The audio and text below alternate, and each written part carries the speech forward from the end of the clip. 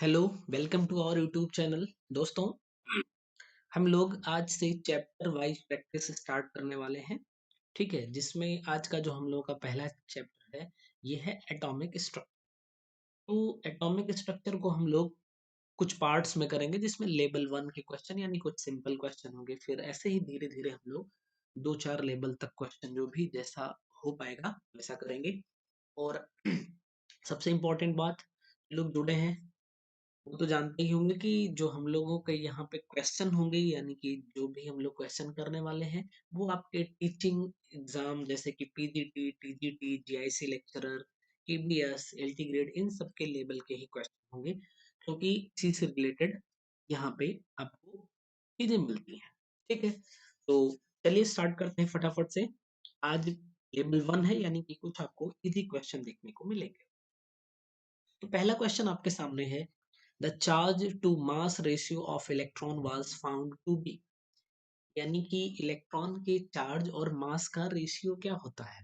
ठीक है, तो अब इसकी डायरेक्ट वैल्यू जिन लोगों को याद होगी वो तो फटाक से इसमें आंसर टिक करेंगे और निकल लेंगे, लेकिन जिनको नहीं याद होगी उनको तो कैलकुलेट करना पड़ेगा। तो कोई घबराने वाली बात नहीं है, मैं आपको पूरा बताऊंगा। ठीक है, आपको E बाई एम की वैल्यू इलेक्ट्रॉन के लिए कैलकुलेट करनी है। तो इलेक्ट्रॉन का E यानी चार्ज क्या होता है, 1.6 इंटू 10⁻⁻19 कूलम। यहाँ पे -1.6 हमें लिखने की कोई जरूरत नहीं है, क्योंकि यहाँ पे हम सिंबल का यूज नहीं करने वाले हैं। मास क्या होगा, 9.1 इंटू 10⁻31 kg। भाई जरा देखो, इसको हम 16 लिख सकते हैं अपॉन 91 और इंटू, जरा देखिए 10 टू द पावर, ये -31 ऊपर लेके जाओगे आप तो +31 हो जाएगा। +31 में से 19 को हटा दोगे तो आ जाएगा आपका 12 और कूलाम, और ये हो जाएगा केजी इनवर्स यानी कूलाम पर केजी। 16 में 91 से तो डिवाइड होगा नहीं, और यहाँ पे देखो 1.1.1 पॉइंट में सारे में आंसर दिया है, यानी कि 1 टाइम्स तो जाना चाहिए। एक काम करो, यहाँ से एक, इस 10 टू द पावर 12 से एक जीरो ले लो, तो यहाँ पे हो जाएगा 10 टू द पावर 1, यानी कि 10 टू द पावर 11। भाई इतने से ही आप देखो, यहाँ पे 10 to the power -19, 10 to the power 12, 10 to the power 11, 10 to the power 13, आप केवल 10 की पावर से डायरेक्ट सी ऑप्शन लगा सकते हो।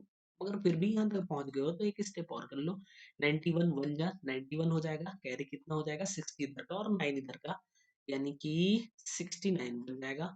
पॉइंट लगाओगे, इधर जीरो कर दोगे, और ये 7 वन जा 7, 7 9 जा 63। ठीक, यानी कि 7 टाइम्स जाएगा into 10 to the power 11 coulomb per kg, means 1.7 something आएगा। तो ये देख लो 1.758, मीन्स कि सी ऑप्शन आपका सही हो जाएगा। ठीक है, आप इसको कैलकुलेट करोगे तो ज्यादा से ज्यादा 10-15 सेकंड लगने वाले हैं, कोई बहुत ज्यादा टाइम लगने वाला। नंबर 2 पे आएंगे, न्यूक्लियस वाज डिस्कवर्ड बाय, तो ये तो बहुत ही इजी सा क्वेश्चन है। रदरफोर्ड महोदय ने 1911 में क्या किया, अपना अल्फा स्कैटरिंग एक्सपेरिमेंट किया, और फिर इन्होंने न्यूक्लियस की डिस्कवरी करी, न्यूक्लियस की डिस्कवरी करी और अपना एटॉमिक मॉडल भी दिया। और इन्होंने ही 1919 में क्या करी, प्रोटॉन की डिस्कवरी। और का एटॉमिक मॉडल भी आपको पता है, ये 1913 में आया। चैडविक ने न्यूट्रॉन की डिस्कवरी करी, न्यूट्रॉन पे कोई भी चार्ज नहीं होगा, कब करी, 1932 में। चलिए क्वेश्चन पे चलेंगे। क्वेश्चन नंबर 3 है, the kinetic energy of the photo electrons depends upon, तो फोटो इलेक्ट्रॉन्स की जो काइनेटिक एनर्जी होती है वो किस पे डिपेंड करेगी। तो भाई देखो, फोटोन की जो इलेक्ट्रॉन एनर्जी होती है E is equal to h nu होती है। ठीक है, इसका मतलब ई, ई प्रपोर्शनल हुआ न्यू के, तो न्यू मीन्स की फ्रीक्वेंसी, फ्रीक्वेंसी जितनी ज्यादा होगी उतनी ही फोटो इलेक्ट्रॉन की काइनेटिक एनर्जी ज्यादा होगी, यानी बी ऑप्शन सही हो जाएगा। लेकिन यहाँ से एक क्वेश्चन और मिलता है कि नंबर ऑफ इलेक्ट्रॉन इजेक्टेड या ejected number of photo electrons, ये किस पे डिपेंड करेंगे, तो ये इंटेंसिटी ऑफ लाइट पे डिपेंड करेंगे। बट फोटो इलेक्ट्रॉन की जो एनर्जी होगी वो फ्रीक्वेंसी ऑफ लाइट पे डिपेंड। ठीक है, तो बी ऑप्शन आपका सही बन जाएगा। क्वेश्चन नंबर 4 पे आएंगे। क्वेश्चन नंबर 4 क्या है, how many structural lines are seen for hydrogen atom when electron jump from n2 is equal to 5 to n1 is equal to 1 in visible region? थोड़ा सा ध्यान से यहाँ पे आपको क्वेश्चन करना है, ठीक है। चलिए देखते हैं स्पेक्ट्रल लाइन के लिए। मान लीजिए कि हमने ये n इज इक्वल टू 1 कर लिया, यहाँ पे n इज इक्वल टू 2 कर लिया, अगेन यहाँ पे n इज इक्वल टू 3 कर लिया, and this is n is equal to 4 and this is n is equal to 5 में इलेक्ट्रॉन है। इलेक्ट्रॉन डायरेक्टली 5 से 1 में आ सकता है, कि एक एक्सपेक्टेड लाइन ये हो जाएगी। दूसरा, 5 से चले 4 पे रेस्ट करे और फिर 4 से डायरेक्ट 1 पे आ जाए। तीसरा, कि वो 5 से चले 3 पे आए या 5 से फिर 4 पे फिर 3 पे और 3 से डायरेक्ट। तो जो डायरेक्टली हम देखेंगे बस वही देखने वाले हैं। तो ये टोटल अगर 5 से 1 पे आ रहा है तो टोटल स्पेक्ट्रल लाइन जो हो जाएंगे वो 4 हो जाएंगी, और आप फटाक से 4 लगाओगे निकल जाओगे और आपका आंसर गलत हो जाएगा, क्योंकि इसने एक चीज दिया है विजिबल रीजन, ठीक है। n इज इक्वल टू 1 यहाँ पे तो यूवी रीजन हो जाता है, और n इज इक्वल टू 2 पे बामर सीरीज आपकी आती है, ये आपका विजिबल रीजन बनेगा। तो 2 पे आना है, यानी कि 5 से चले 2 पे आए, 4 से चले 2 पे आए और यहाँ से चले 2 पे आए। तो 5 से विजिबल रीजन में आने के लिए हमें कितनी स्पेक्ट्रल लाइंस मिलेगी? 3 मिलेगी, इसलिए आपका बी ऑप्शन सही बनेगा, ठीक है। इसमें थोड़ा सा इस एक वर्ड पे ध्यान देने की जरूरत है। चलिए नेक्स्ट क्वेश्चन पे चलेंगे। Question number 5, find out the incorrect match. यानी यहाँ पे 4 ऑप्शन दिए हैं, इसमें एक आप कह सकते हैं एक कॉलम, दो कॉलम भी हो सकता है, और इसने तो डायरेक्ट डैश करके जोड़ दिया। एटम्स की जो लाइन स्पेक्ट्रा से जोड़ा है, यानी एटम का स्पेक्ट्रा जो होता है वो एक लाइन स्पेक्ट्रा का एग्जांपल है, ये बात बिल्कुल सही है। दूसरे पे आ जाए, इलेक्ट्रॉन का डुअल नेचर होता है, हाँ भाई ये भी पता है हमें। पार्टिकल नेचर होता है वेव नेचर, यानी डुअल नेचर का हो जाएगा, ये हाइजेनबर्ग महोदय भी ने भी बताया था, डी ब्रॉगली ने बताया था, ठीक। बाद में हाइजेनबर्ग आए थे तो उन्होंने भी इसका सपोर्ट किया। Particle nature, photo electric effect, हाँ भाई ठीक है, फोटो इलेक्ट्रिक इफेक्ट एक एग्जांपल है पार्टिकल नेचर को शो करने के लिए। 3 हो गए, तो चौथा आपका गलत ही हो जाएगा। बट फिर भी रेनबो जो होता है ना, ये डिसकंटिन्यूअस नहीं, ये आपका कंटिन्यूअस स्पेक्ट्रा का एग्जांपल है। आपको देखो 7 कलर्स होते हैं, तो 7 कलर की पूरी पूरी बैंड मिलती है, यानी एक के बाद एक, एक के बाद एक, एक के बाद एक, 7 कलर यहाँ पे मिलते हैं, तो ये कंटिन्यूअस स्पेक्ट्रा का एग्जांपल होगा। तो इसलिए आपका जो इनकरेक्ट मैच आएगा, आपका आंसर क्वेश्चन नंबर 5 का डी बन जाएगा। चलिए क्वेश्चन नंबर 6 देखते हैं। The wavelength associated with an electron moving with velocity 10 to the power 10 metre per second की, ठीक है। यानी एक इलेक्ट्रॉन है और वो 10 to the power 10 metre per second की वेलोसिटी से मूव कर रहा है, then you have to find out the associated wavelength. और हमें पता है lambda is equal to h by mv, पता है ना, de Broglie wave equation.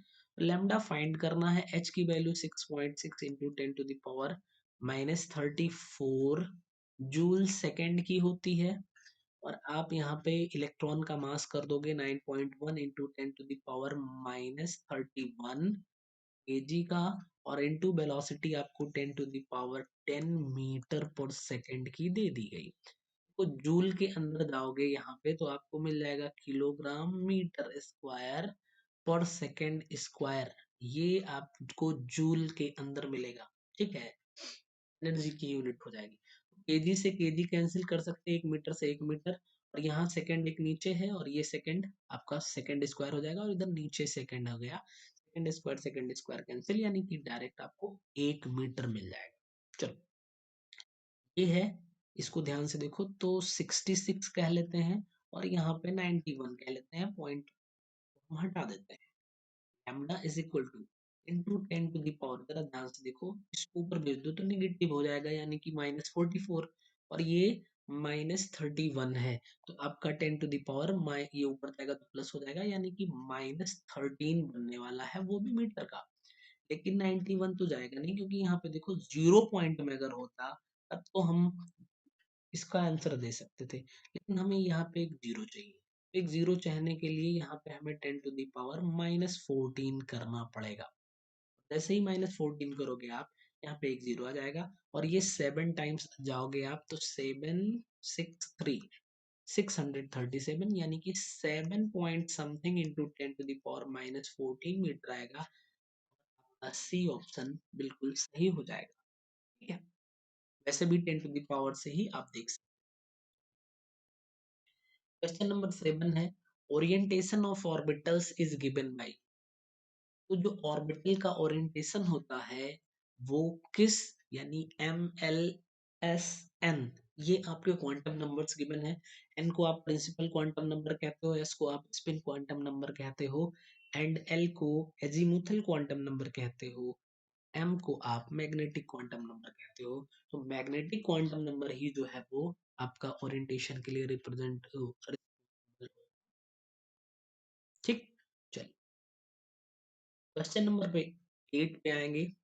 If uncertainty in position and momentum for are equal, then uncertainty in velocity is।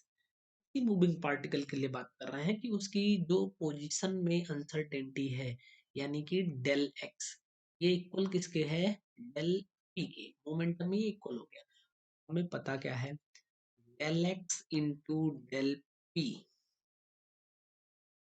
Is greater or equal to H upon 4 pi के। ठीक है भाई, इसकी जगह पे P इज इक्वल टू क्या होता है, M। M भी होता है, तो M तो फिक्स है, यानी M डेल भी हम लिख सकते हैं।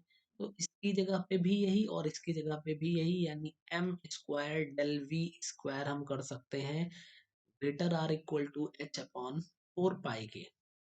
4 पाई के, देखिए आपको क्या वेलोसिटी में अनसर्टेनिटी बतानी है, यानी कि del V square is greater or equal to H upon 4 pi m के, यानी del V is equal to, ये sorry, greater or equal to, यहाँ से देखो 4 और ये m स्क्वायर था, 4 को हम इधर कर दें तो ये हो जाएगा 2 के, क्योंकि स्क्वायर हमने हटाया, इधर स्क्वायर रूट आएगा, m 1/2m के आ जाएगा, और under root h upon pi के आएगा। 1/2m under root h upon pi means आपका बी ऑप्शन जो है वो पूरी तरीके से सही हो जाएगा। चलिए क्वेश्चन नंबर 9 पे आएंगे। The number of electrons present in 3D of Cu2 plus I'm sorry Cu plus H, यानी कि कॉपर प्लस में एक प्लस है, उसमें इलेक्ट्रॉन आपको बताने हैं कि इसमें डी में कितने इलेक्ट्रॉन है। तो आपको पता है Cu के लिए अगर आप लिखोगे तो 3D10 और S1 करते हो, तो यहाँ पे एक प्लस लगाओगे, यानी ये 4S0 हो जाएगा, 3D10 हो जाएगा। मीन्स आपका जो है सी ऑप्शन हो जाएगा। डी में पूरे के पूरे कितने इलेक्ट्रॉन है, 10 इलेक्ट्रॉन आपके फील्ड है। ठीक, सही। चलिए क्वेश्चन नंबर 10 पे आएंगे। Number of unpaired electron in Mn atom. Manganese का 25 एटॉमिक नंबर होता है। क्या इलेक्ट्रॉनिक कॉन्फ़िगरेशन आप करोगे तो लिखोगे आर्गन एंड 3d5 4s2 लिखोगे, तो देखो ये 18 हो जाएगा, और इधर का 2 20 5 25 हो जाएगा। डी में कितने electron, number of unpaired electron, तो भाई यहाँ पे तो आर्गन तक देखने की जरूरत नहीं है।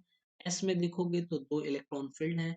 डी में 5 ऑर्बिटल्स होते हैं, 1 2 3 4 5, एक इलेक्ट्रॉन 2 3 4, ये पूरे 5 के 5 इलेक्ट्रॉन जो है वो अनपेयर्ड है।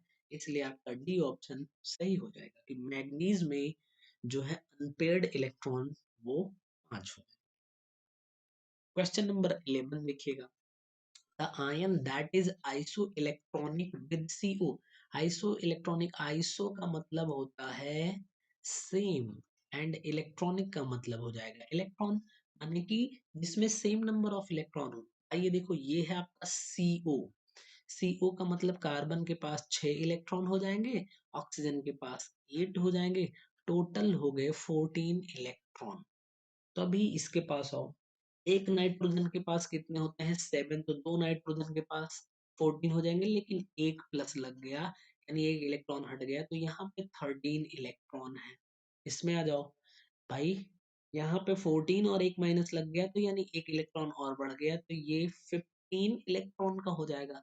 इसमें आ जाओगे तो ऑक्सीजन का 8 होता है, तो दो ऑक्सीजन का 16 और एक निगेटिव आ गया, तो यहाँ पे 17 इलेक्ट्रॉन हो जाएगा। इसमें आओ, देखो कार्बन का हो जाएगा 6 और नाइट्रोजन का 7, 7 और 6 13, और एक इलेक्ट्रॉन और जुड़ जाएगा, तो 14 इलेक्ट्रॉन, यानी कि 14 और 14, ये ऑप्शन हो जाएगा। मीन्स कार्बन मोनोऑक्साइड जो होगा, this is isoelectronic to Cn minus.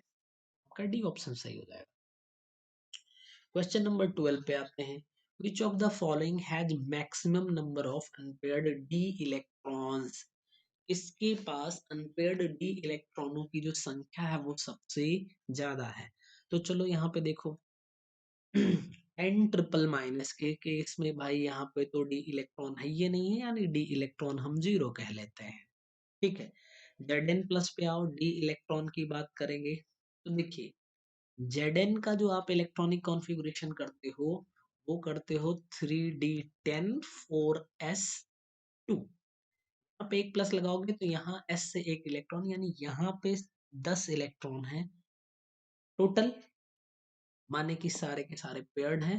तो Zn प्लस में जो, क्योंकि इसने कहा है डी इलेक्ट्रॉन की, अनपेयर्ड इलेक्ट्रॉन खाली पूछता तो यस में एक इलेक्ट्रॉन है, मगर डी इलेक्ट्रॉन जो है वो 0 हो जाएंगे।